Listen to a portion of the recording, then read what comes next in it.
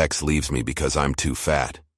He just can't believe it when we meet again after 2 years. The 2 years until graduation went by faster than I thought. As already mentioned, I didn't see Brian anymore. I didn't hear anything either, even if the other students said some nonsense in the first few months that didn't interest me at all. During that time, I had lost almost 50 pounds, gained a lot of muscle, and generally didn't look the same as before. I also felt better, in fact. One or the other guy invited me on a date.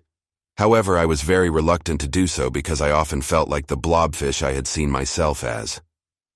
But that changed when I met Chris. He attended a course with me, and we began to get to know each other on a friendly level, the basis of which something romantic developed. I was really very much in love. Chris also accompanied me to the graduation ceremony.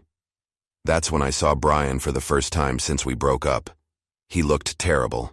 From what I saw, I could only assume that he had smoked 1 or 2 joints too many. Presumably, he had also taken other substances. He had lost much of his muscle mass, and his face had indefinable blotches that didn't flatter his noble features. He kept trying to get to me, looking at me in shock, but he was constantly distracted by other participants in the party. I felt sorry for him for a brief moment until one of his friends approached me.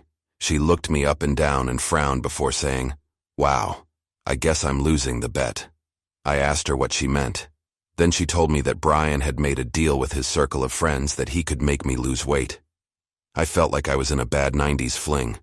She had been studying abroad for the last few years and hadn't realized that he and I were no longer in touch. That's why she still thought we were together. Christ heard that, and without hesitation he walked up to Brian and punched him in the face.